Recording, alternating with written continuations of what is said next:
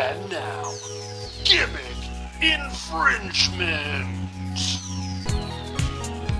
Welcome, everybody, to the Gimmick Infringement Podcast. I am Brad Winchester, and with me, as always, is my tag team partner, Tyler McDowell Blanket. Tyler, we were just talking for an hour and 45 minutes, I believe, before the show started.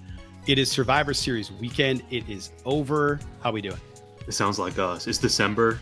I am so excited to see you, Brad. We have a lot to discuss on the wrestling front. Like you said, you laid it up perfectly, as always. Greatest co-host in the business. We got Survivor Series to get into. We're going to talk AEW.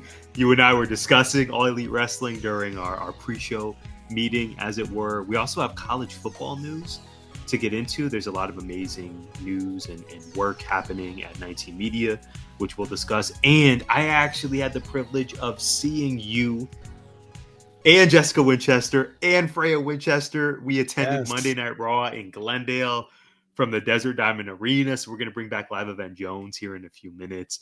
Yeah, man, I'm great. I'm grateful. And I'm excited for the conversations ahead.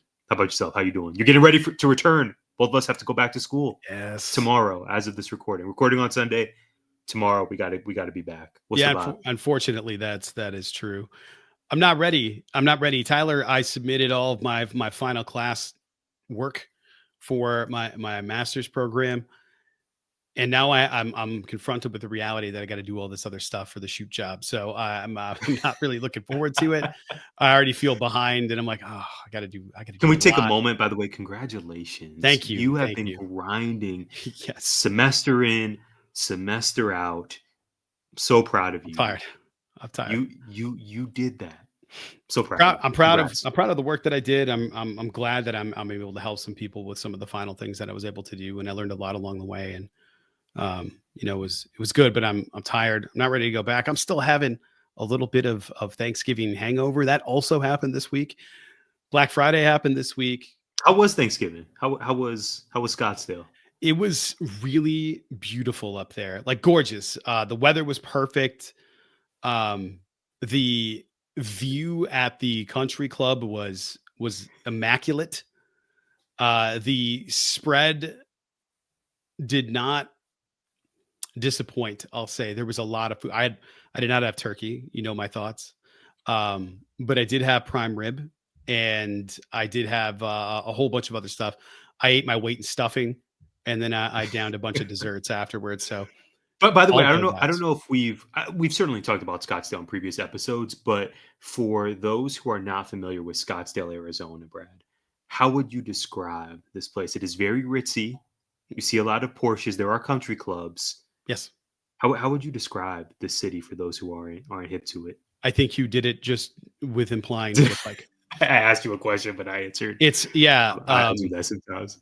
Imagine the most beautiful, pristine landscaped desert with green grass and golf clubs, with rolling hills, with pristine mountains in the background. And you can get Marana or Dove Mountain area, like all kinds of areas in Arizona. Now imagine that, but with money in it. Scottsdale. That's the easiest way I could describe it. I don't know how else to describe Scottsdale. Rich Arizona is how I would describe it. A bigger Oro Valley, would you say? Oh yeah, way bigger. More popular. I would say nicer. I love Oro Valley. When you're in the foothills, it's beautiful, but like just Scottsdale in general is gorgeous because you're close to mountains on all sides. Where Oro Valley, it's just the backside is huge, towering mountains, and it's wonderful. Don't get me wrong, but it's different vibe. You know, my go-to Kohl's was in Oro Valley. Spent many a days over by the Sprouts over in that area. I think so. Yeah. It's been a minute. I think so. I think it's like KFC, Taco Bell, and stuff. Yeah, right. I remember passing maybe a TJ Maxx or a Hobby Lobby. It's been a few years, I will confess. But I used to go to and Cortero or whatever it's called up there. Right. Yes. Hardy, I think is what it is. Hardy sounds familiar. One of the two. I don't know. It's definitely one. Over by the Pima Canyon. Is there an equivalent of Scottsdale in Michigan? A ritzy city? Yeah, probably Auburn Heights. I would say not Auburn Hills. Auburn Heights. Rochester Heights probably more like it. There are some other places. There's an entire city that is more on the art spectrum, that it's a very expensive place to live. I don't equate it. Scottsdale's like brand new. Everything, there's nothing old in Scottsdale. There's nothing old in Arizona. The stuff out here, you're like, oh, this is ancient 1890s. And it's like, my church was built in the 1890s. The town was built in like the 1800s, 1700s. So everything in Michigan is just older in general. And the climate's different. We have basements. We have different building constructions. So I would go Petoskey in that case, and even parts of Traverse City, I would say. Remind me of that, especially over by the lake. There are areas in Traverse City during the Cherry Blossom Festival that is just like, it's one of one. Petoskey is incredible. These I don't know how to describe it. It's pristine and it's beautiful.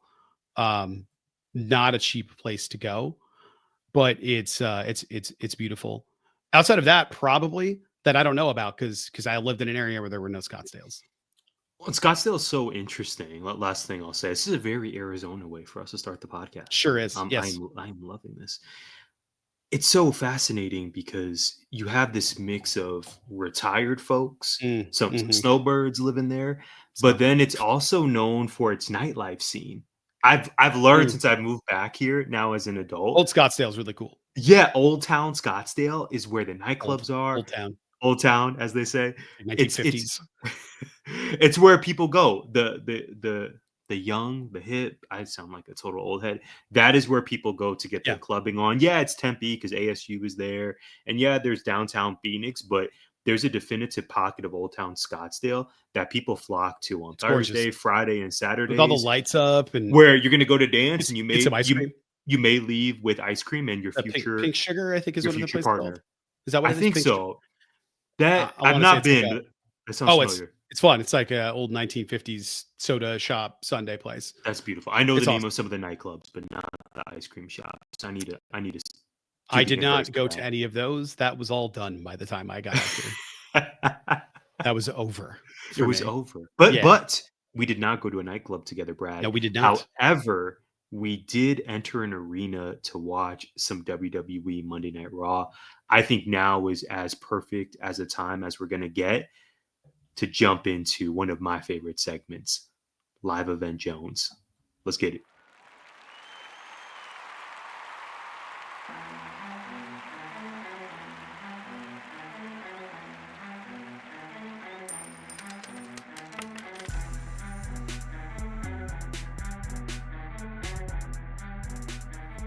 All right, Brad Winchester, so much to be said about this. We reunited. You traversed to Glendale with the fam. Thank you for that. Number one, I'm glad traffic wasn't too bad. Number two, Monday Night Raw, Desert Diamond Arena. This is the first time I've attended Monday Night Raw live in over a decade, Brad. So I was excited to see you and the girls. I was excited for the card that we got. Tell us or share with our audience about the experience coming to Glendale for Raw. What did you think of the show? What did you think of our seats and the vantage point we had? That the people have questions and we need answers. I think the seats were great for me and probably for you. I don't think they were great. Yeah, they were. That's so true. They weren't great for anybody else in the party. It's so hard on Ticketmaster. Like I'm making this about me now. I've not mastered like when you're buying a ticket and then and then they're flying off because people are getting it ahead of you. We had a great view of the entrance and of the tech aspect. So you and I were on the edge of the stage. We were not far away. We were about like going down that ramp. It's about 20 feet, maybe 25 feet to the edge of the entrance ramp, the stage part that they had set up. There's tech table and like we saw 5 rows and us. And that's it. I made eye contact with Vanessa Hudgens. Yes, this is true. This happened. Sheamus, he was looking up at us and I went and pointed right at him. And then he pointed at us in the crowd and walked off. It was awesome. You and I were happy. It was great. It was the neck crank for those viewing right now. This was basically the view of the whole show was I'm going to watch people wrestle like this, or this is a failure of the building, having the screens in the rafters. If you want to see what's going on in the ring and you're in the audience, you are looking straight up at the ceiling. one of the 4 screens that were definitely obscured by rigging, and there was no other options. Kind of terrible setup in that respect. I didn't really care because Jess and Freya had never seen a wrestling event live.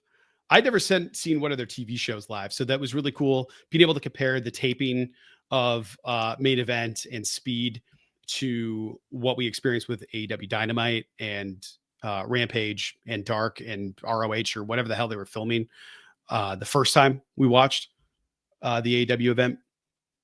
The pyro and the entrances and the fog and the tech and all of that was so cool for me to see. Freya was super excited to see Bianca. She saw main event speed. Raw hadn't even started. She was already asking how much longer. So that didn't go well for me. I was being poked the whole night with like the gummy earplug stuff on my arm, just going, oh. Can we talk about Freya's merch, by the way? Yeah, we went to the merch stand outside, the little bus thing they had set up outside of the building, and she saw the hats and was like, I want a yeet hat. She doesn't know who Jey Uso is. She just knows I yell yeet a lot in the house when I'm throwing something, or her. Let's be like, yeet, and then she'll yeet back at me. So she was just absolutely in heaven. Before you got there, she was like, you know how people would yell whenever you go to a wrestling show. For those of you who've never been to a live event, people often will go, woo! And then there's a chorus of woos. I'm not doing that. But people will now yell yeet. And people will yell yeet back. Like it's just a chorus of yeeting happening. There was even a moment where New Day rocks. We heard that at a lot of the arenas that we had mentioned. I remember when we went to that house show in Tucson. Yes. New Day rocks. Like that was a thing. Yeet has now become the chant. I would imagine fellow wrestling goers can probably relate to this. Yeah. Yeah. So I kept waiting for somebody to go, whose house? But it didn't happen. I wonder why. But the best part was watching their reactions. I told you this there afterward, watching Jess and Freya react to stuff, seeing Braun Breaker pop up to that top rope, or even in the Creeds match, same thing happened, right? Maybe that spot needs to slow down a little bit, but because it happened, same 2 big guys pop it up onto those top turnbuckles. All it took was LA Knight doing it, and I would have been like, all right, enough. But it didn't happen. But when LA Knight got I almost said Isla Dragunov. Santos Escobar. No, it wasn't. Oh, not LA Knight. Sorry, Braun Breaker. Breaker. Got Kaiser and Kaiser. got him in the superplex. Right. It dropped him back. I'm like, Kaiser's sneaky tall because he's always with Gunther. So you just assume that he's not a tall person. He's a very tall man. And he's as tall as Braun Breaker is. And this is just not something that I even considered. So Braun Breaker, who's well above 6 feet tall and an enormous human being, picking up a walking muscle in Kaiser, suplexing him vertically straight up off the turnbuckle, off a ring, which is several feet off the ground, like what, 4.5 feet tall, maybe 4 feet tall off the floor. And then another 4.5 feet from the turnbuckle to the top, maybe 5 feet. I'm not sure how tall they are. And then having that 6'3", 4" person hoist another 6'3", 4" person up above your head. Your feet are at like 20 feet in the sky. And when you're sitting at head level, holy shit, is that something to see? So watching them then fall backwards into the ring, when you see it on TV, you're kind of like, whoa, yeah, I've seen that before. When you're in the audience and you see it happen, you're suddenly like, oh my God, that's a real thing that they're doing. They could die easily. Watching Nia land on her ass during one of those moves in the main event, my spine compressed watching that fall. It was like every bit of my body just hurt watching that thing. And when she limped a little bit getting up, I was like, that's just because her C11 is shattered. Like it's crazy. But I was prepared for that. So when that would happen and I could dart my eyes over and I see like on both of their faces, this grimaced expression of pain and empathy. It was really cool getting to see them go, whoa. And I don't know if they really cared about what was going on, but the spectacle of it all, they were super into. And At least Jess was more into it than I thought she might be, and Freya seemed to enjoy a lot of her time. My final thought is my favorite part of the evening was watching one of the referees take a phone call backstage in clear view of the audience. I thought that was hilarious. It was fantastic. The two dark matches following the main Mm-hmm. event of Bianca Belair. So glad we saw Bianca once again defeating Nia Jax. After that, for the Glendale Surprise audience. transition to this, by the way.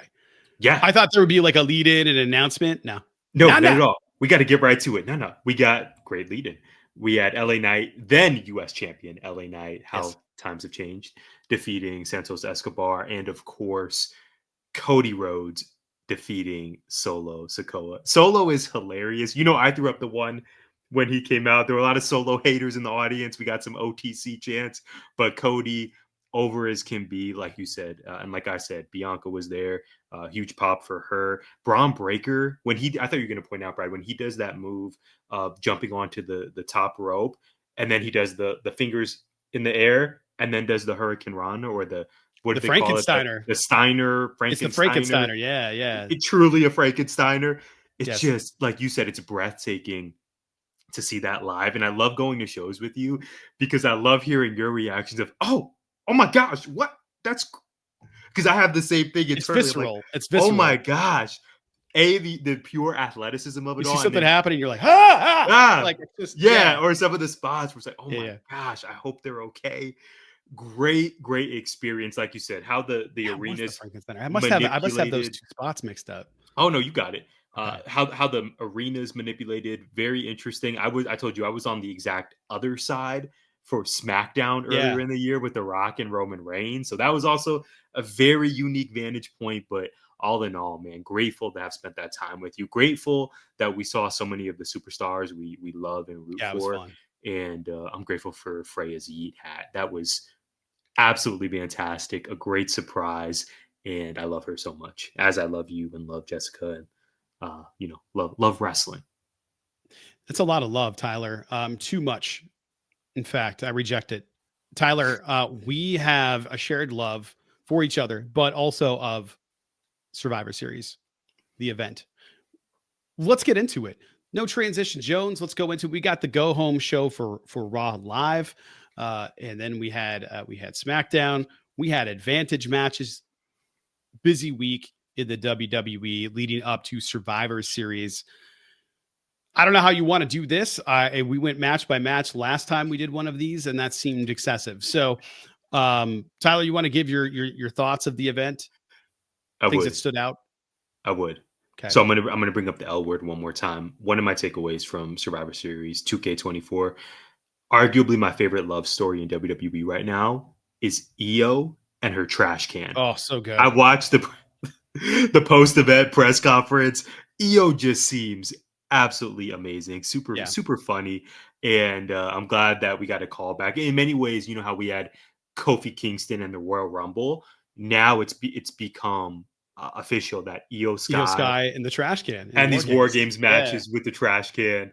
Love that for her. Love that for us as Iyo fans. Yeah, the women's match was cool. It definitely was a kind of a vehicle to further Rhea Ripley versus Liv Morgan. Yeah. Obviously, Rhea with that incredibly impressive avalanche or whatever you want to call it, super riptide. Good Lord. From the top rope onto the table, driving Liv through the mat, if you will. I'm being hyperbolic, but of course, a 1, 2, 3. That was death. That team was just incredible. With you had Rhea, you had Bianca, you had Iyo, you had Bayley, you had Naomi. It was really giving all-star vibes. So that match was cool. I'm very happy Shinsuke beat LA Knight. Same. Reintroducing Shinsuke. This specific character of Shinsuke needed to pick up the immediate dub. So right guy won there. Braun defeating Sheamus and Ludwig Kaiser. Very predictable, but maybe my match of the night. It was incredibly well worked, and I had a lot of fun with it. Mm-hmm. Finn Balor costing Damian Priest for Gunther to retain. We knew this match was going to be fun, right? Two guys with great chemistry. We've seen them in combat before. Finn interfering again. Like I thought we already got, okay, Damian Damian won that feud. This Finn character sucks too. Yeah, and he does a great scowl. Like I haven't seen a scowl that good since Kobe, but he's talking too much. Like he's talking goofy, and it's not. I don't take any of the things he says seriously at all. Oh wow. Like at all. He comes out, he does the interference thing, and then he's little this, and then it's like, we're gonna go in the back and talk.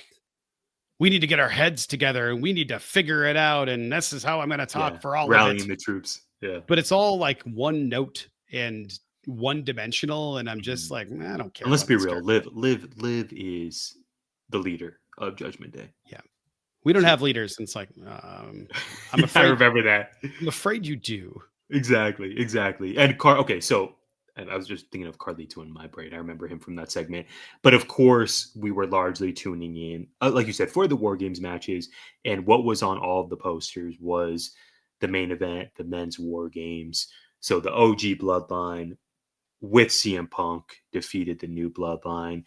This match wasn't flawless. It wasn't perfect. And we know, how can it be when you have 10 people in the ring and there's so many elements and I was going to say accessories, instruments of violence, if you will. Like I would imagine it's a very tough match to pull off, but I was really intrigued, Brad, with how this was going to end.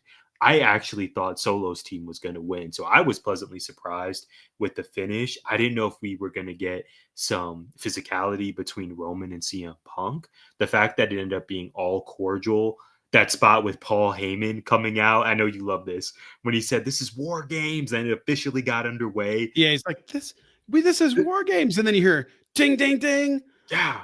Oh, shot perfectly. Cool shot. He's outside the ring, outside the cage, but he's in between Roman and CM Punk. Yeah. We know WWE really just does a fantastic job at that. I really enjoyed the main event. Overall, the show, they've really, they being WWE, have done well with these 5-card shows. I know they certainly fill 3 hours with 5 matches, which is hard to believe. If I see another Prime or American Legal advertisement, I might just need to upgrade and get Peacock Premium, which is probably what they want from me. Or what is it, JD Wentworth, 877 Cash Now. That's also I'm just tired of seeing that. Yeah. But 5 matches, good formula. Very intrigued with where we go here. If CM Punk versus Roman is the route we're getting into right away, or if we take more of a circuitous route there, we'll see what happens. Very surprised with the finish. Fun show, talented roster, and man, I can't wait to see what's next for the Bloodline storyline. What say you? The night was, like you said, the matches weren't all flawless. I'm gonna say so. This is surprising, but Chris Jericho was interviewed, or maybe it was his own show, about how much he hates the word botch. People will say, "Oh, they botched it." It's like there's no botches. There's no botches. It's a live athletic thing, and sometimes things don't go according to plan. It's not a botch. That's just part of sport and part of performance. And it's like, yeah, actually that makes a ton of sense. It's like, it's not a botch. It's just, sometimes stuff happens and you can't predict sweat being on a rope or fatigue or starting your run in the wrong spot and having to figure it out on the fly. Some of the parts that I wish I wasn't watching for is what I watch for now. I'm trying to see the technical parts, not just in the production, but I'm watching mouths during the match rather than watching the match. So I think, I can't remember what kind of hold Sheamus had Kaiser in, but you see him like kind of backing up and you just see Sheamus say, "Hit me." And then Kaiser punches him and like breaks the hold. And then he hits the ropes after that. And I was like, oh, that's really cool. I love watching that part, watching them do the dance and being able to, the other part of it though, is like, I'm able to appreciate that they have spots planned. They have a finish plan. They have, those kinds of things are all planned, but through the course of the match, they're just sort of going like, let's figure this out as we go and make this as entertaining as possible. I'm going to call "hit me." So that's the next thing we're going to do. And it's crazy. Like, you're writing the script while you're in it is unbelievable art. And we saw that in person in Glendale, right? Yes. I remember it was Dakota Kai versus from American Made, Ivy Nile. Yeah, Ivy Nile. And we Yeah, could because see we that got from our interesting seats of, oh, it looks like we can see the dance happening. We can see the we got conversation. Zoe versus Katana for the other match. Yeah, very Which is fun. crazy. It was like Even saw watching Katana Lyra, chase. right? Lyra Valkyria as well. Yeah, was Zoe and Katana speed or was Lyra speed? No, Katana was definitely speed. Yeah, that has to be it, right? Yeah, there was a Lyra match that we saw. Oh, wait, no, it was Katana and Lyra. That's what it was. Had to have been. I think it was Zoe. This is great content. I think it was Zoe versus It's really good for Survivor Lyra. Series. I Okay, think it then that was. makes sense. We saw all of these amazingly talented I can't people, remember but because the entrance that was like, oh, they swerved us because they all came out together with Sonya in right, front, and then Zoe took off from behind her, and I was like, yeah, oh, with Shayna cool, and yeah, Edge, yeah, yeah, exactly. yeah. But Which was awesome. but the dance, we saw it in person. We also saw it through our Yeah, TV screens this week. seeing Katana hit the ropes and having to do like the like tiptoes to make sure you get your shoulders and get an arm over the top, knowing that that's super important to not knocking yourself out. Um, she's only 5 feet tall. So I had to look it up. I was like, she seems way shorter than other people that are in the ring. Cause you go from her 5 feet tall to, oh, there's Damian Priest walking out to start the show with Gunther. And Damian Priest just walked by and everybody's standing up and it looks like they're sitting down. You pointed that out. It's just I like, was oh like, my God, that is an that's a enormous great human being. that's a great point. Yeah, he Yeah. just was towering over all of us. So I really liked the women's match. I think it picked up once Rhea got in there. I think the match really started to pick up. And then once the bell rang for the actual War Games part it was awesome. It was so much fun.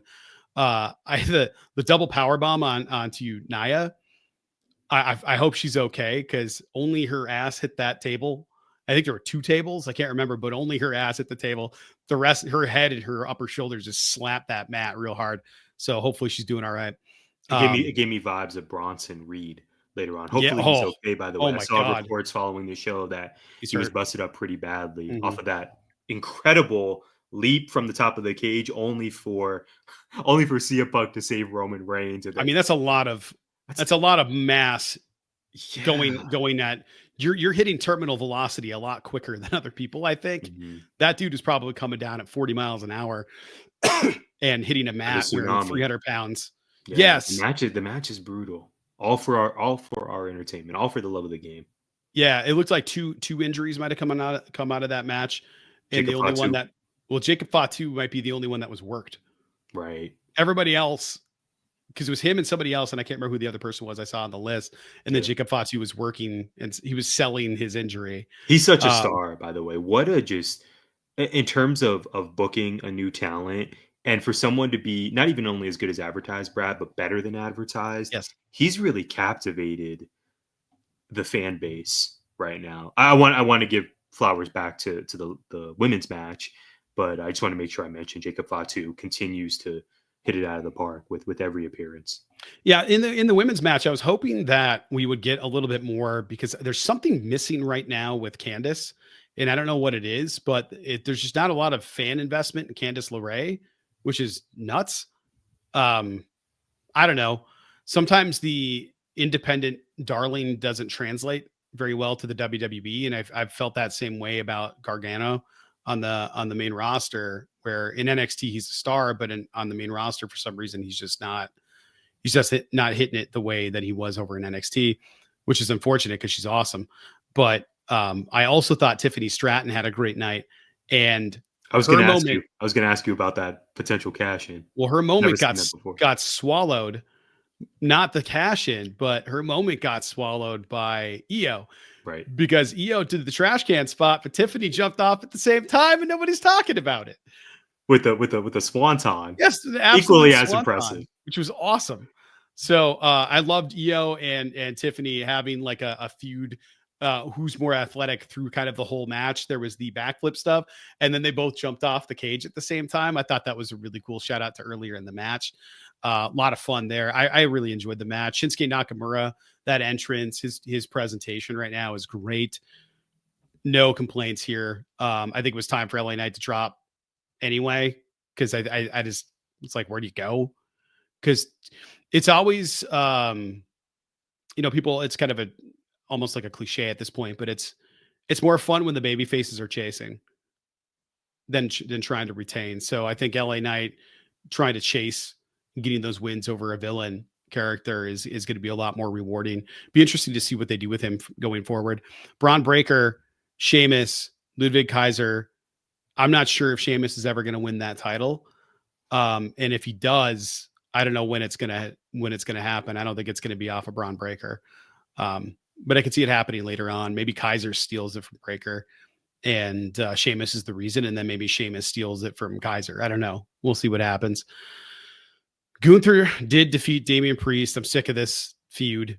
I don't care about this feud. I feel like they've been beating this feud to death forever. Not Gunther and Damian Priest, but Damian Priest and Finn Balor. I'm just over it. And now that that's happened and Damian Priest said that you're a coward and you can't win and all this stuff, you've lost your aura, and Damian Priest lost because Finn Balor got in the way. How do you salvage Gunther after this? And where is Gunther's next thing? Is this him turning babyface? Does Kaiser finally turn on him and go after his belt? I don't know. Do you put the belt on Dominic Kaiser? Dominic Kaiser. I just made Dominic Kaiser is congratulations to Mysterio. Quite the heel superstar. Yeah. Merge them together. It's just Ludwig Kaiser covered in tattoos, wearing a purple bandana. Very tall, still very tall. Incredibly tall still. I don't know what you do here with either of these guys, because the next move is Damian Priest fighting the Judgment Day. And luckily we've never seen that before, so it's fresh. The men's WarGames match, it was awesome. Like, I loved it. I thought it was a lot of fun. Far from perfect, but I thought it was a lot of fun. The Bronson Reed hitting that table and turning that table into sawdust. If you don't pull Roman out of the way, death. Both men, their rib cages merge and they die. But man, what a spot. I don't know. That's probably not a spot that's going to happen again for him in the future. Going forward, that seems like a bad idea. But I really liked what that did for the storytelling aspect for the rest of the match with Roman and CM Punk, and being like, that's the reason he trusts him from there on out for the match. And even after the match was over, the handshake and then leaving for honoring the word. I felt like the ending was a little rushed, drawn out and rushed at the same time for the show. Punk was going to the back clearly, and then was told to come back out and went, well, what am I supposed to do? And then had to like push Sami Zayn out of the way to do the go to sleep gesture, which I hated. By the way, I thought that looked stupid with him going for half an hour, because that's not his pose. That's just what he does before. That's his call to his finisher. Otherwise, he's just going night for a really long time. Yeah, he's a Steph Curry fan, clearly. I don't know what else do you do there, because he doesn't acknowledge him. Mm-hmm. I would have had him to stand back with his arm crossed. Right. It just didn't. Yeah, it was weird. It didn't feel right. It was gross. And then they made him do it again. They were like, go back out there, kid. Yeah. He was get gone in the lineup until he wasn't. Yeah, I remember that. Sammy didn't seem super happy that he got pushed out of the way. And I know they're not like the best of friends. They've worked it out, but for mutual coworker respect, I'm sure. But I know they're not exactly hanging out on the side. But I'm glad that they were all able to work together and that this happened, because I know that there's some seemingly real life animosity between Punk and Roman Reigns. So for whatever reason, and I'm just glad that the match came to fruition and that they did a great job of blurring what's real and what's not. And that always makes it more interesting. I just thought it was, from a storytelling point, this was firing in all cylinders. It's 4 years deep and it's still good. I haven't gotten bored. It's not stale. The Bloodline storyline in particular, Cody winning the title, I don't know. That one felt like it took too long, but the Bloodline story in general, because I don't know where did they go from here, because Solo's still the tribal chief, even though he lost. Right. He still has the Ulafalo. So the only way I could see that coming to a head is if it's just Roman versus Solo. Hell in a Cell's behind us. So yeah, we're definitely getting that match. I wonder when. Because if it can't be at the Rumble if they both want to be title contenders. I was about to say maybe Royal Rumble. if they're not in the Rumble, unless they're both in the Rumble after they have their match. After their match, yeah. Mhm. And John Cena should be floating around Mhm. come January. Mhm. Maybe he's the favorite to win Rumble. We'll see what happens. Oh man, I need him to. Maybe he's the one that beat Gunther. Yeah, yeah, I could see it. He's But not there's beating also, Cody. as I said, there's also calls for a Cody versus Cena match at Mania. That's not gonna happen. You don't think so? I can see it on the poster. I mean, maybe. I feel like Can I that's sell when he you a gets his- ticket? Can I sell you a No. ticket, Brad? I don't want to see that. Like at this point, I want John Cena to be in tag matches and stuff. I don't mind a solo match, but like, what are we gonna get out of John Cena? Hopefully more than the Austin Theory match from Mania 2 years ago. So that's what I'm saying. Or just his last match wasn't good against Solo. Oh, sure. I think that was in Saudi Arabia, right? I think so. I can't remember. Seems like forever ago. Like he can still wrestle and stuff. Don't get me wrong, but he's not. Right. I think people are like, this is John Cena. It's sort of like, 5 years ago, 6 years ago, I remember being in a fantasy football league and somebody drafted Larry Fitzgerald. And I was like, okay, dumb. You're drafting Larry Fitzgerald in your head, not Larry Fitzgerald now. If I said Aaron Rodgers is on my football team, you're probably like, wow, you have an incredible football team. Aaron Rodgers now, though. Aaron Rodgers now. So not from Madden 14. we're getting current John Cena, who has not been consistently in the wrestling business for a decade.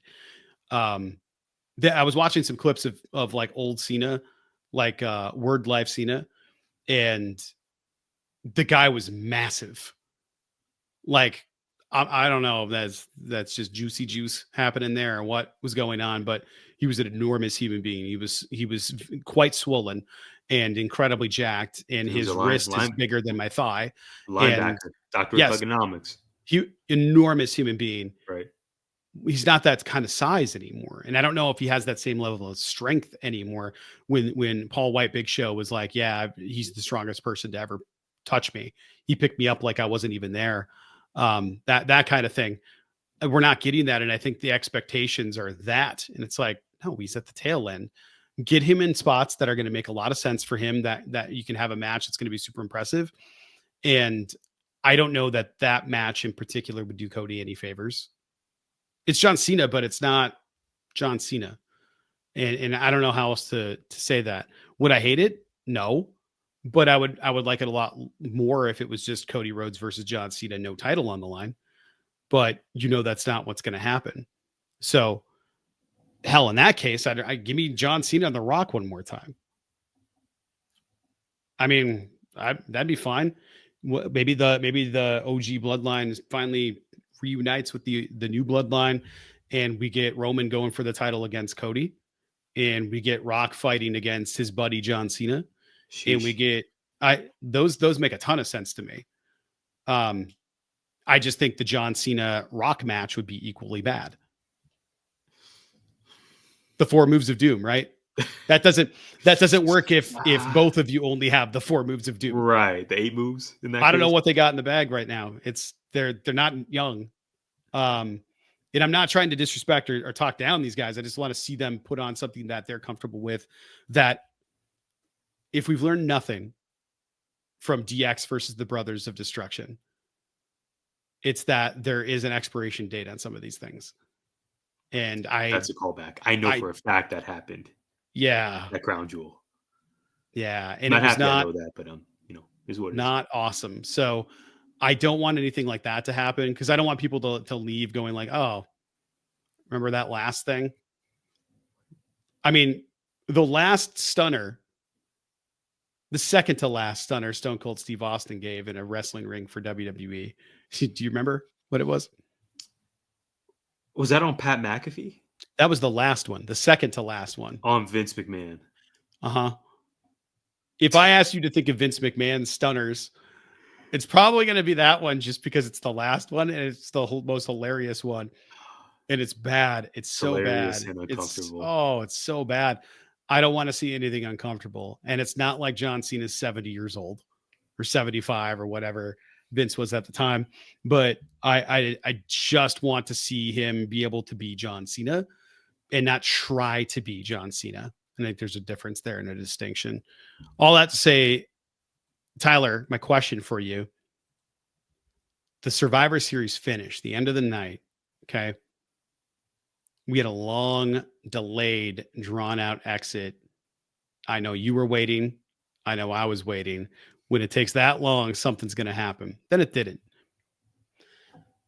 Tyler, have surprises and our predictions, especially on the internet, poisoned our ability to just watch and enjoy a show?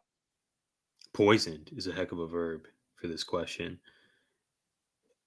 Yes, it has. You know me well, Brad. I for sure thought we were going to smell what The Rock was cooking in Vancouver. I know it's not he's final boss. He's not that Rock. But based on how drawn out it was, I absolutely thought, and we also have the precedent of a last year's Survivor Series getting CM Punk. Yeah. Right? This officially marks 1 year of CM Punk back in WWE, which is wild to think about.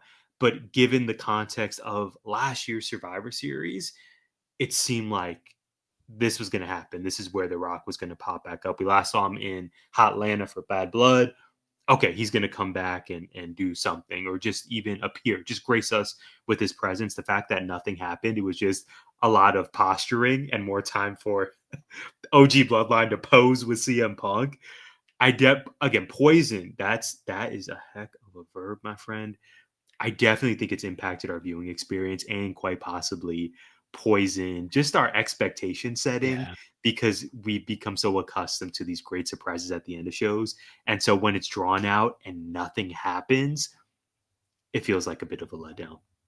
Yeah, I'm with you, man. I think our expectations of it's the end of a PLE, it's the end of a pay-per-view, who's going to debut, who's going to return, what's the big surprise? Full Gear disappointed me. This disappointed me. Full Gear disappointed me for a variety of reasons. Mostly because the whole thing was a disappointment outside of like a few moments. But Survivor Series was a good show. Top to bottom, it was a very good show.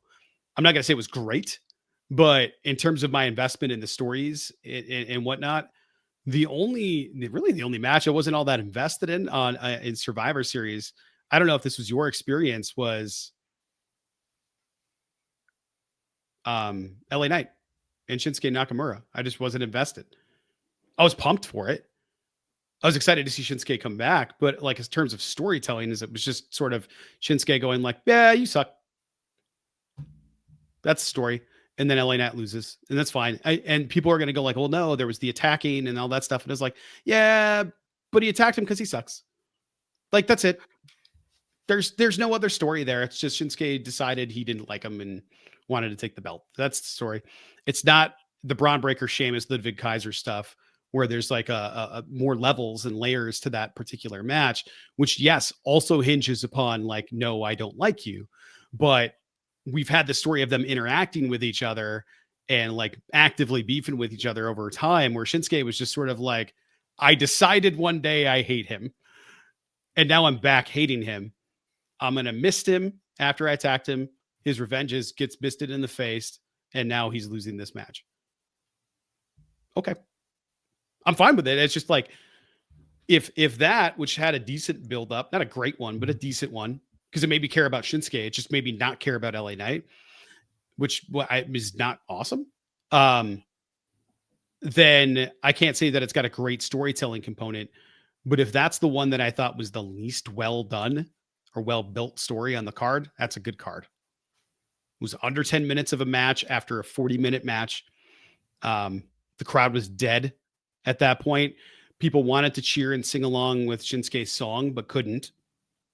Like, it got real quiet because people were starting to like, oh, stopped. I can't. This is weird.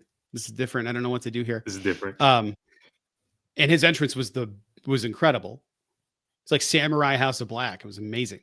And then you got, LA Knight's always going to be popular with his entrance in the crowd and all of that. And then dead silence for the whole match. And then the loudest noise was the shock at LA Knight losing, but it was pretty dead for most of that match. Also, whew, Shinsuke living up to that King of Strong style name. Good Lord, some of those hits were ouchy. But what does Shinsuke do next? Who's his next opponent? Does he go after people? Because I feel like he's been going after people, but he has a belt. So does he need to go after people?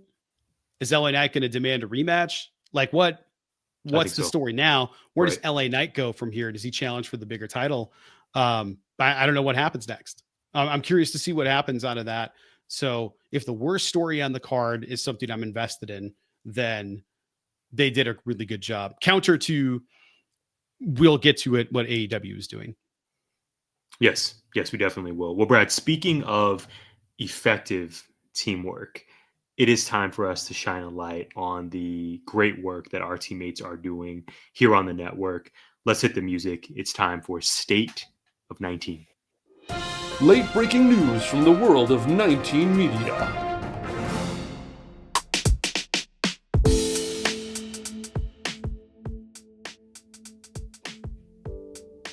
Jessica and Carmen released the third edition of A Prude Awakening. They welcomed Suzanne Bond, CEO of Esperanza and Escalante, for a special service and sacrificed episode. They discussed why veterans face homelessness, how Suzanne's organization works to find solutions in Tucson, and more. You can follow Jessica at Jess Damou. That's AMOU. It's actually JESTAMOU. Nobody's getting that if I don't spell it out. I realized that after years of doing this. And Carmen at Carmen J. McDonald. Desmond of Hip to the Games dropped a new episode. He reviews Wu-Tang Clan's infamous album, Enter the Wu-Tang, 36 Chambers. Desmond also joined me for a new article on our website entitled One Day It'll All Make Sense. We reflect on 2024 and what's ahead. You can visit gimmickinfringementpod.com to check out that piece. Thank you, Des. And you can follow Desmond. You should follow Desmond's show at Hip to the Games. That's Hip, the number 2, DA Games. I have to go check on YouTube to see if Des selected This Is for Kids for the Wu-Tang episode, because we know. Warren hosts dope interviews, welcoming guests from Hollywood, the hardwood, and more. In his latest episode, he sits with Anita Moreau, the founder and CEO of Black Travel Summit, to learn about her career and travel experiences. Tune in and follow the show at dope_interviews. I knew how to say that because Moreau is my grandmother's name. That's her last name.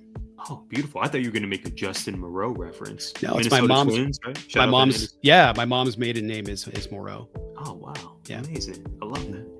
Cal and Warren dropped a new installment of the Baseline NBA podcast. They discussed Philly's early slump, a rumor change to All-Star Weekend, which I did not know about. The guys put me on, and of course, much more. You can follow them at NBA Baseline. Well, now I'm curious.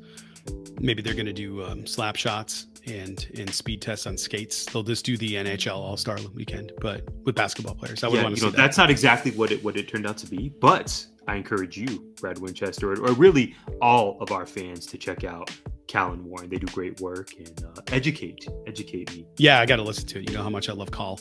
Gerald of Heavy in the Paint welcomed baseball reporter Ricky Keeley to discuss what's next for Yankee slugger Juan Soto ahead of free agency. How you feeling about this, Tyler? I think he's gone. Yeah. But grateful for his service, and it's unfortunate that the World Series turned out the way it did, but I wish him well in his future endeavors. Trash bags. You can follow Gerald at Gerald BLSS. That's Gerald with a G. Yes. Important point. Late Night Lake Show is in full swing. Join Ricky and Kwame as they discuss the latest news surrounding the Los Angeles Lakers. You can follow them at Late Night Lakers. Mo and Mike are on fire at Hidden Gems Football, releasing new weekly episodes ahead of NFL action. Mike also released a new episode of The Salty Thoughts of Mike Steff, interviewing 19 Media's own Desmond Powell about his career, hip-hop, and more. Follow them at Mike Steffens _ and at A Power Mojo. All right, Brad, I believe it is time for AEW talk. You alluded to this earlier. My relationship with AEW is just, I'm not going to say it's not healthy, but it's just so hot and cold these days. I want to really lock in and focus and hopefully ask you a coherent, interesting question.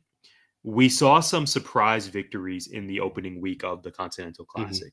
Now, notably, Claudio Castagnoli defeated Ricochet, and Brody King beat the brakes off of Darby Allin. Yes. What are your hopes for the second annual C2, and who are you picking to match up in the finals? I have no predictions and don't really care. That's my problem with the C2 right now is like I know this sounds really funny, but for the Continental Classic, I have a hard time. I'm looking stuff up right now. Hang on one second. I'm thinking you're going to end up with dare I say, Okada Osprey. I mean, that's probably the one. It's probably the betting favorite, right? I don't really know. That's what I would go with. That's probably the match that everybody wants to see too. That would make me want to watch, but I can see Kyle Fletcher. I could definitely see Kyle Fletcher coming out of this thing. Maybe that's where they're going, another Fletcher Osprey match, and having that be the having that be the kind of penultimate match, or at least the rematch, and then we get a rubber match down the road. I don't know. It's hard to look at this without Eddie Kingston. That's where my heart is right now. It's like there's no real notable underdog in here that I'm like, yeah, it's got to be them. Mark Briscoe doesn't have a chance. And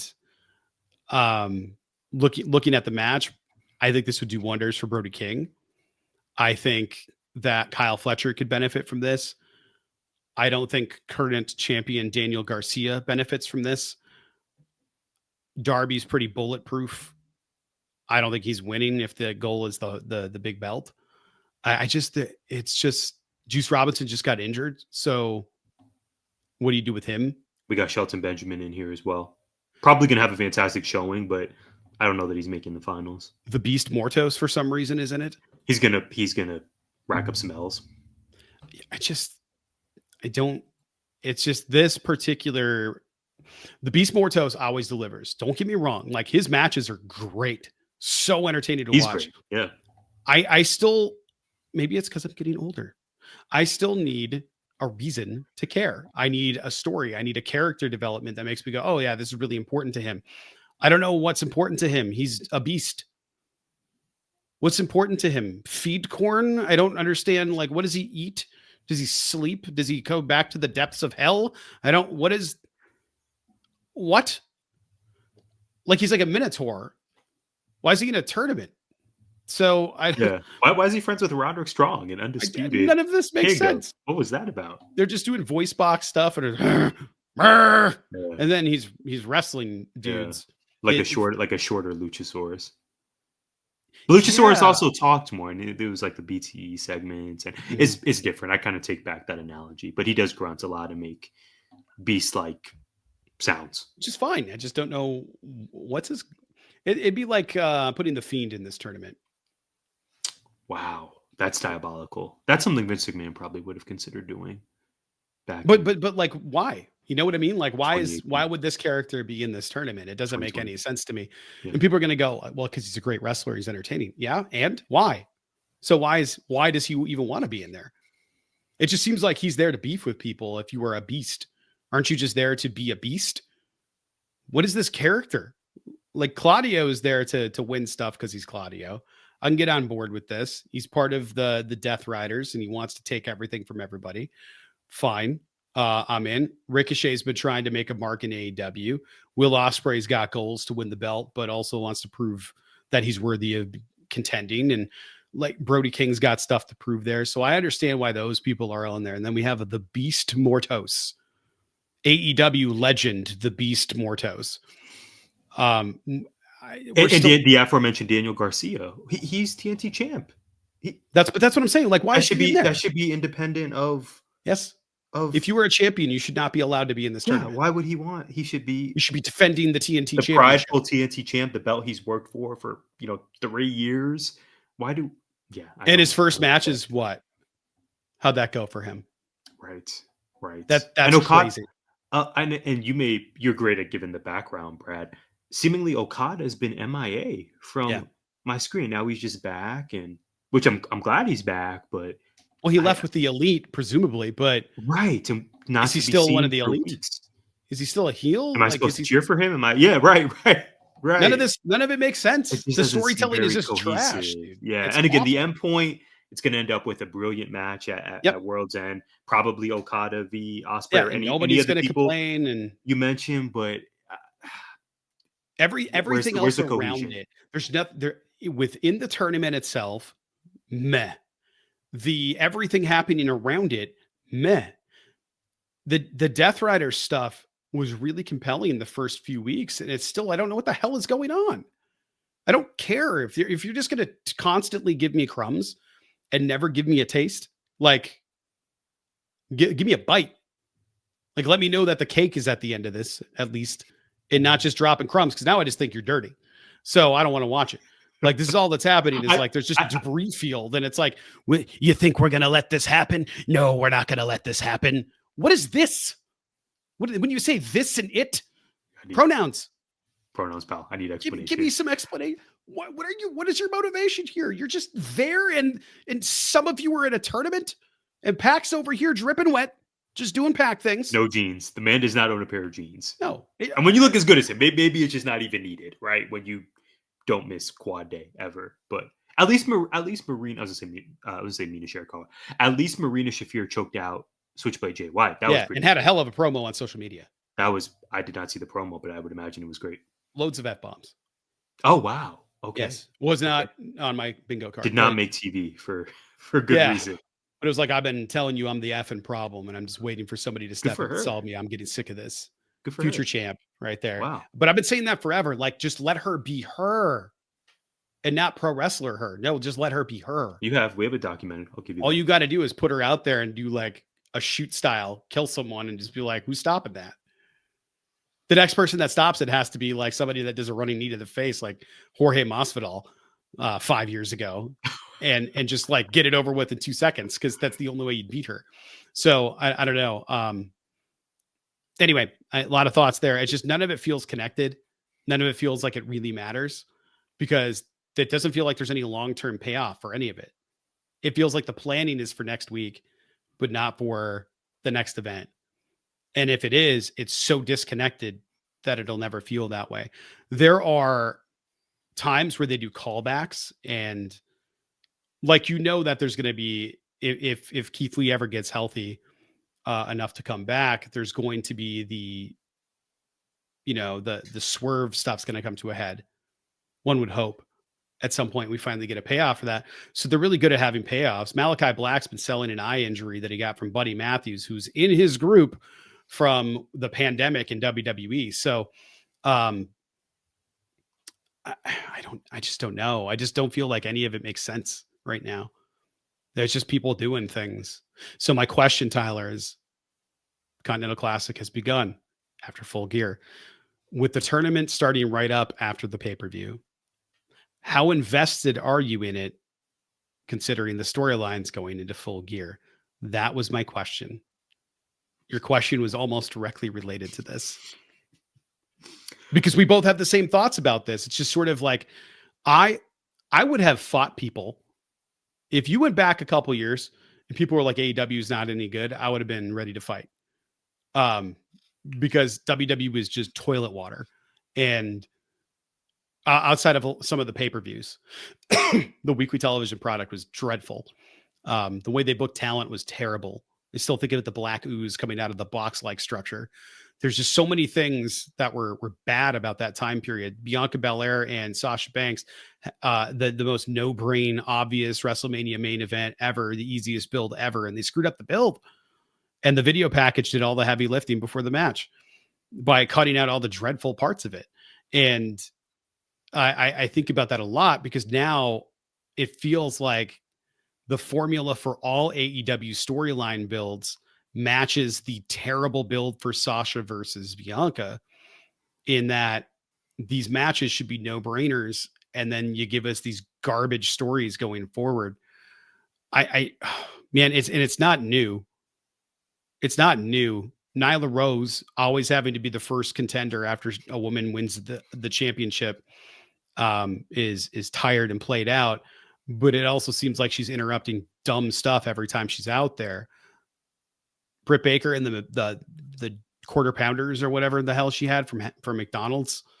The first celebration is McDonald's after she finally won the title and everybody was elated. And then we got a McDonald's hamburger thing. Stupid. And it's just dumb crap like that. What did we get at a pay-per-view to see our women's champion do a champagne toast and then almost die on a table for no reason because a talent from Stardom hit her? It's just, what are we even doing? We have CMLL, we have New Japan, we have Stardom, same thing, all over the place with ROH stuff, all happening on AEW. We have 2 events a year where there's the crossover. We have Forbidden Door, which isn't really a Forbidden Door. We have, I think it's World's End, right? Is the other crossover joint venture or no Wrestle Dream. New Japan. Get a Wrestle Dream. Yeah. Wrestle Dynasty. Wrestle Dynasty. That's the other one that starts with Wrestle. Got it. It's like Wrestle Dream and Dynasty, but combined in New Japan. Yeah. So we got all these things, whatever it is. I don't really fun match between Jamie Hayter and Queen Aminata, by the way. I'm glad that we awesome. That was something I did really enjoy from AEW. I don't know where they're going from there, but that's what I keep coming back to. Like, why should we be invested in these things? Sometimes a match is just a match, but it feels like all of them are just matches. And I need to know why should I be invested in this person and this character? They did a great job with Kyle Fletcher and Will Ospreay, for example. That was great. Swerve, kind of, with the Hurt Syndicate. I thought that story was fine to establish the Hurt Syndicate, get Swerve in there. And I thought that was all fine. We have the Deathriders doing things. That's all I got. After that, it's like, what AEW only talent is doing anything meaningful right now? There probably are people that I'm forgetting, but the storylines are kind of all over. And now we have a Continental Classic, and we got champions that are in the tournament for some reason losing, and it doesn't make any sense to me. Right, and then hovering over that, over these storylines that, seemingly to us are not very sensical or coherent, or we're just simply not interested, or both. Hanging over that is the perpetual conversations we have about 2 of your favorite wrestlers on the card, 2 amazing talents, Danhausen, number 1. And there's so much more, behind the scenes, Brad, reportedly in terms of Danhausen, perhaps he didn't want to work Saturdays for reasons, and TK wanted to slot him in for Collision, but Halloween came and went, no Danhausen. I think that's a missed opportunity for both parties. And then more recently, Ricky Starks, he went on the Chris Van Vliet show. He was interviewed. He doubled down on, I'm healthy. I'm good to go. I want to work. And yet we saw him live. That was one of the last matches he's had in AEW, is when we saw him back in February. Almost a year ago, yeah. When Sting and Darby Allin defeated Starks and Big Bill to become tag team champs. Incredible match. AEW was responsible for my favorite live wrestling experience ever, which was that Dynamite in February. It was crazy. Phoenix. But that's also kind of a cloud hanging over now, is, again, there's probably so much more behind the scenes we don't know of. But on its face, Ricky Starks, amazing talent, seemingly, having received a push earlier this year. He's healthy. He's ready to go. He can certainly contribute to what we're seeing every week, but he's not around. And it unfortunately, I don't know if this is fair to TK and AEW brass, but it gives like, oh, this isn't necessarily the company that we were so invested in and wanted to root for and gladly spent money on, ordering shows, buying figures, dozens of figures, buying the merch, buying the t-shirts. Like, this feels like, oh no, this kind of seems on its face. We don't know the full truth. Hopefully it's not giving just like petty and holding someone down. And as Ricky said in his GCW promo, freezing out a talent in his prime. And then there's news about Penta and Rey Fenix and adding injury time, which, if the Lucha Brothers did some nefarious things behind the scenes that wasn't a part of their contract, that's not great. So there's so much happening right now inside and outside of the ring. And it just leads me to think, like, how did we get to this point, Brad? Because like you said, AEW is responsible for I know reigniting your love for wrestling, certainly reigniting my love. And when you, in my opinion, Brad, when you have a roster as talented as AEW does, more talented than they had their first 2 to 3 years for sure. How and it was talented back then, but Yes. now it's as talented as they've ever had in their 5 year history. How have we reached a stage where we're watching the show, the Thanksgiving Eve show from Chicago, and there are audible bald forever chants when it's Ricochet versus Claudio? I want to. I'm tempted to just hate on Chicago, but shout out to Matt and Rhodesia and the That's Freaking Wrestling crew. I don't want to put all the blame on the fan base. I think it's really indicative of the lack of investment Yeah. in certain storylines, and not just any storylines, Brad, but as you pointed out, key storylines, the Deathriders and John Moxley being champ, MJF versus Adam Cole, two grown ass men having it out in promo duels instead of calling each other. There's the Acclaim with Anthony Bowens and Max Caster right now, which I have some hope for. Like you said, there's Mina versus Mariah, which I actually am invested in, but how we've gotten here feels like there's been some misses.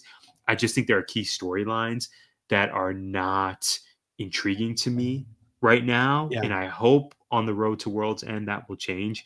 But currently, this is the least excited I've been for an AEW pay-per-view in a long time. Definitely all year. I hope I'm wrong. That might be unfair given that the card, 90% of the card still needs to be built out, or maybe 100%. I don't think we have anything firmly announced for World's End. I'm just assuming MJF versus Adam Cole slotted in for that. But we continue to be in this dance where we have hope for the product, but then it seems like we take one step forward to take two steps back as longtime fans of this company. I just think that I'm invested in that match too. I just don't like that I'm invested in this match when you have this loaded women's talent roster, Correct. and the one that they're building the most is with a talent that's not part of the company. It's the perpetual Forbidden Door. It's no longer just a one show Constant, in and it's June. like that could have been your storyline going into Forbidden Door. Instead, you're doing it right 6-7 months away from Forbidden Door. And it doesn't make any sense to me to do it, because then it's like Forbidden Door isn't special if you're doing it all year long. Like Ishii wrestled Jericho for ROH things this week. A New Japan talent wrestled an AEW talent for an ROH title, and stop it. Like, get this shit off my TV. Like, stop doing this. Like, everybody can go like, oh, that's really cool that they're doing that. No, it's not. It was really cool when it was not common. Now it's not special. It's just sort of happening. And people are like, oh, wow, they got the guy that's been on 100 times for no reason. Crazy. I think it's cool too, but stop. Like, Ricky Starks is right there. Have Ricky show back up. Wardlow's still recovering. You got Hobbs back. Like, come on, man. Like, there's too many talented people on your AEW roster to be milking New Japan for talent and stuff. Like, just how Malachi Black is right there. I've heard of him before. I heard you're a fan. Buddy Matthews is right there. Why are those two losing things ever? Neither of them should ever lose again. They should win everything. If they wrestle each other, it should end in a tie. I would think back to the Full Gear match. Granted, of course, you and I wanted Private Party to retain. They needed to retain in their first title defense. But looking at that match with Private Party, the Outrunners, the Acclaimed, and then this was not featuring Buddy, but it was the Kings of the Black Throne. Buddy wrestled. Just look at those four teams, and it's like, wait, I know this is a scripted fight, but I'm pretty sure Malachi and Brody King should handle everybody. Should win this match expeditiously. Like just on its face, I'm like, I know it's scripted. I love all these 8 guys involved. Well, Max Caster, it's a little hit or miss, but just on its face, it's like, no, Malachi and Brody, to your point, Brad, and if we include Buddy in that, he won on 0 Hour. But yes, these guys should win 92% of their matches, always, every year. Yeah, and Malachi Black should be in more matches than he's currently in. He should. I know they don't want to. I feel like Tony Khan doesn't want to invest in him, considering Malachi Black wanted to leave. That contract's running out, I think, this year. this Wow. coming year, 2025. That seems right. 21 4-year deal. And So- reportedly, Ricky Starks' contract may be up in the new year as well. I think spring, summer is what. There's a lot that are going to expire. WWE only has so much room. So I can see if there's no interest in bringing him back in, which would be crazy, by the way. That like dark father thing that they had working for Aleister Black right before he left with the suit and all like the cutout stuff, they could start that back up right away, and immediately he's one of the hottest things in the company. And Zelina's there, right? When your partner is there, Yes, that's, I would imagine, yes. a big reason, especially in their line of work. This isn't, we work at the same high school. But I I'm could gonna also see you see when I get Zelina- home. This is, I could and also we see saw Zelina Zelina- at Raw, by the way. That was also great. LWO, Rey Mysterio. Yes. That's it. Oh, so cool to see Ray. Yeah. But I could also see Zelina immediately leaving for AEW, and finally getting a push at the top of the card. You remember that match versus Rhea in Puerto Rico? Yes, of for course I do. Backlash?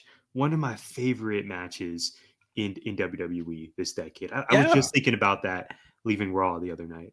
And I think she could have some success there that she hasn't had in WWE. For some reason, they're just hesitant to put the belt on her, and I don't get it. Look at her. Just simply look at her for 2 seconds, and you could be like, yeah, okay. Yeah, that would look good with a belt. Like that could look good on all of our posters and our trucks. We're printing one. And everywhere. Like it's a no-brainer. Yeah. And that's been your argument with not using Ricky Starks is they're not just awesome wrestlers. Yeah, that would look good with the belt. It's a good business decision. With like the loafers and the open top gold and black shirt. He's with awesome. Some sunglasses. What are we doing, man? Like I'm in my prime. I'm damn good looking. Like yes, this guy's he's right everything. on all of it. Like he is damn good looking. He is in his prime. Can we just I don't make understand. amends? We're grown people. Let's do what's right for. Who knows? I would simply make $1 billion. But this is what I said about Ethan Page. Right. Oh, we're gonna. He's in my. What did we miss? We're gonna talk NXT deadline. Don't you worry. But I started saying all of those things, and then suddenly he's over in NXT. It's wild. Yeah, becomes champion. Right. Tyler, that was a while ago. One could say it was, back in the day at this point, but I know you have a special back in the day for us. So let's get into it. Hit the music.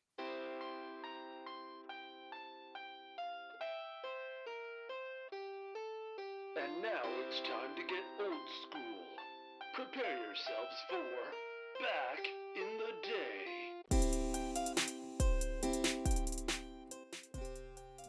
I do. Brad, on December 3rd, 2017. So this is back in the day, not back in the day, but in 2017, again, on December 3rd of that year, 7 years ago, if my calculations are correct, Arizona State University, specifically athletic director Ray Anderson and president Dr. Michael Crow, hired a new football coach. You may have heard of this man.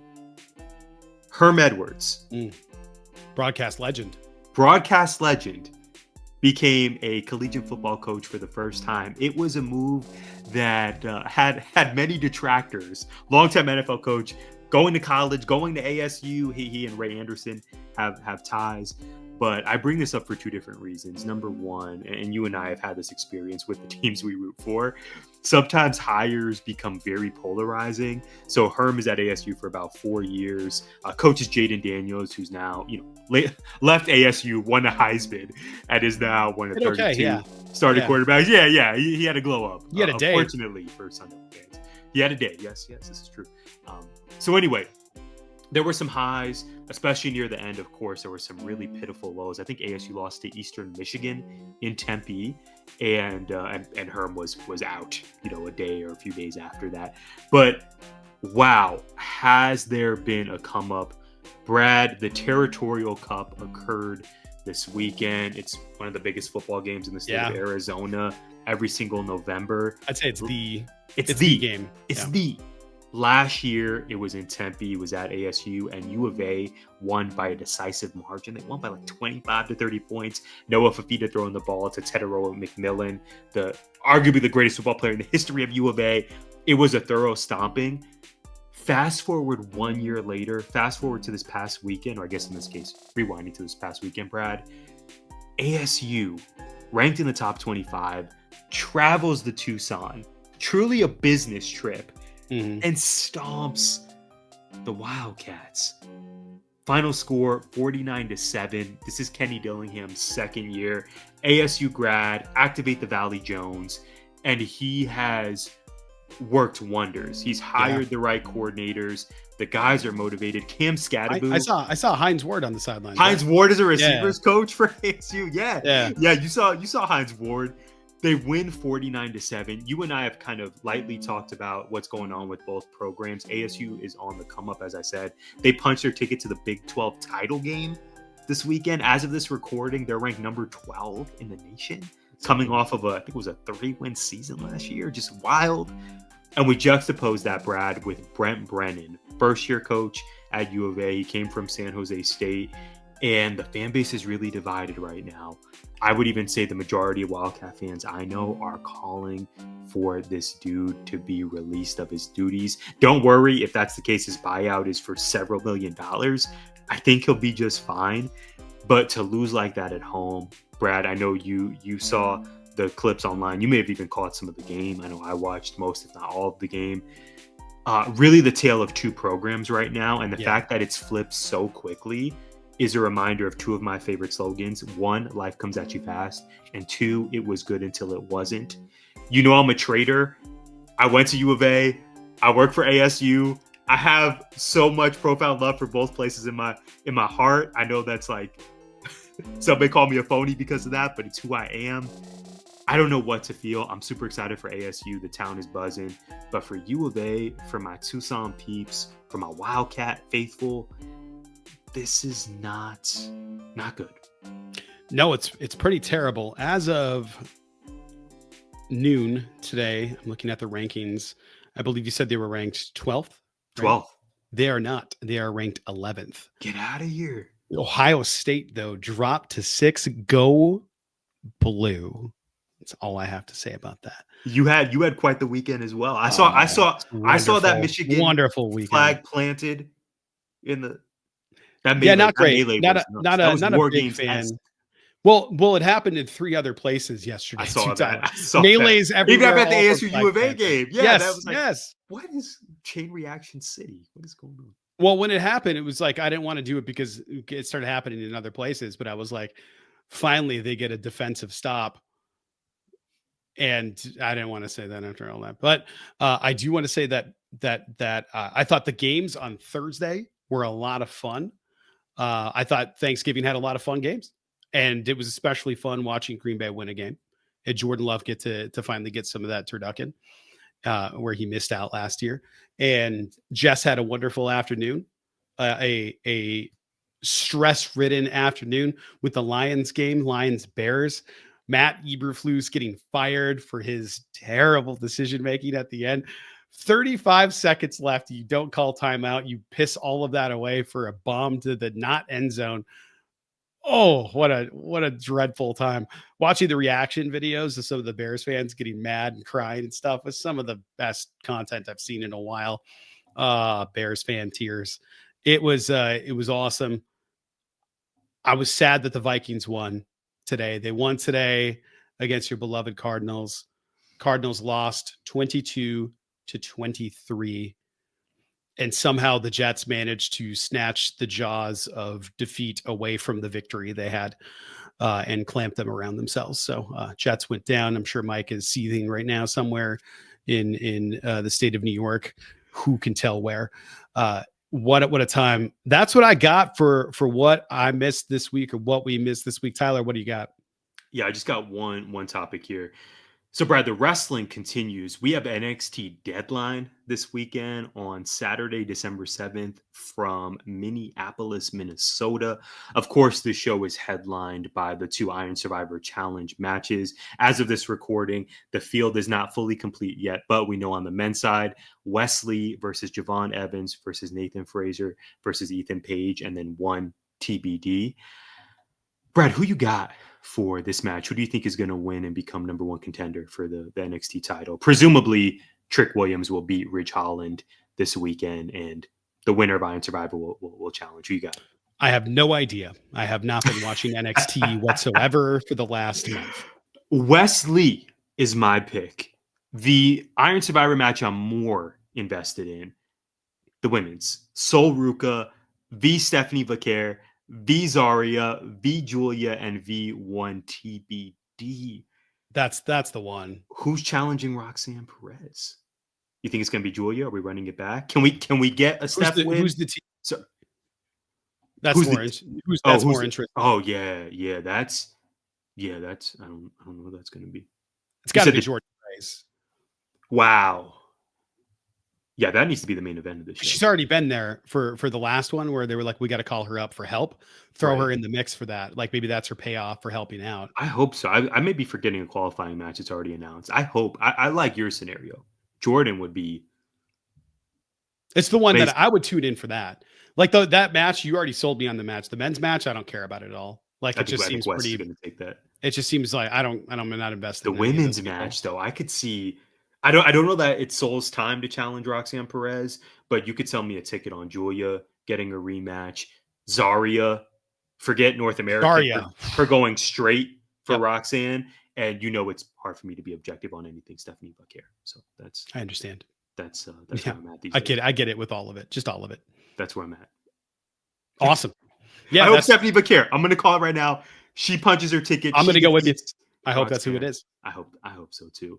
Brad, I hope everyone enjoyed this episode. As you know, you can follow the show at GIPod19 across the social spaces. We hope once again that you had a fantastic Thanksgiving weekend or Thanksgiving break. I'm sure you're doing a lot of shopping. Hopefully you're making time for yourself and your mental health. Brad, we have a few more weeks in the semester. We are going to power through. I am so proud of you. Please fill Brad's page with a bunch of balloon emojis and celebratory and disco balls. The man is getting ready to finish his grad program, and I could not be more happy. Thank you all again for joining us. We hope you'll tune in next week. Gimmick Infringement is a part of 19 Media Group. You can listen to us on Apple, Spotify, iHeartRadio, or wherever you find podcasts. You can also find us on YouTube via the 19 Media Group channel. Please like, subscribe, comment, and share.